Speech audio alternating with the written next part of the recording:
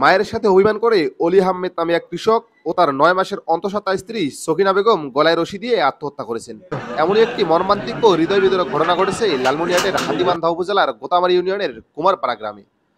নিহত অলি আহমেদ ওই এলাকার আব্দুল হামিদের ছেলে। স্থানীয় সূত্রে জানা যায়, সোমবার দুপুরে মায়ের সাথে পারিবারিক বিষয় নিয়ে কথা কাটাকাটি হয়। এরই জের ধরে বিকালে নিজের শোয়ার ঘরে বাসায় রশি টাঙিয়ে দুজনে একসাথে আত্মহত্যা করেন। আরও জানা যায়, ইতিপূর্বে তার 4টি বিয়ে হয়েছে, কিন্তু মায়ের অত্যাচারের কারণে কোনো সংসারই স্থায়িত্ব হয়নি। আমি আসার পরে যেটা দেখলাম, এক বাসে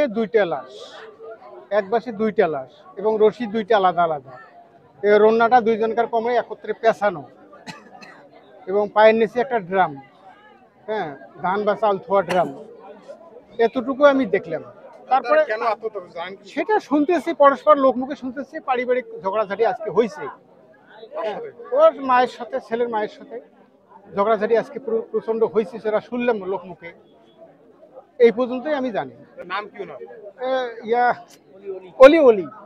আর সে আবার ওই বাস নতুন করে বাঁধ দিছে, বাঁধ দেওয়ার পর ডাবল করে তারপর ফাঁসি দিছে। দুইজন কোমরে রন্না একটা পেঁচায় একসাথে ড্রাম পায়ে দিয়ে ওনা পাঁচাইছে, পাঁচার পর ফাঁসি দিছে। নাম কি না? ওনার নাম তো আমি, আমার বেটি মারা যাওয়ার পর 4টে বিয়ে করলো। 4টে বিয়ে করাতে 3টে বউ সে ছাড়ি দিছে। বাবা মার সহ্য করতে না পারে বউ ছেড়ে দেয়, বউ কাটতে পারে না। বাবা মার কথা এখন যা কয় তাই শোনে। এই অবস্থায় 3টে বউ মারা গেছে। আমার মেয়ে মারা যাওয়ার পর এটা হচ্ছে 5 নম্বর বউ। 5 নম্বর বউ এখন এই মেয়েটাও কিন্তু ডেলিভারি অবস্থায় আছে, মানে বাচ্চা হবে।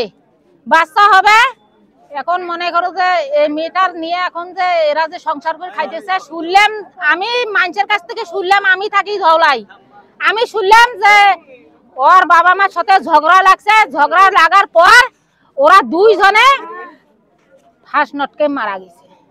সুলতান আহমেদ, তিস্তা টিভি, লালমনিরহাট।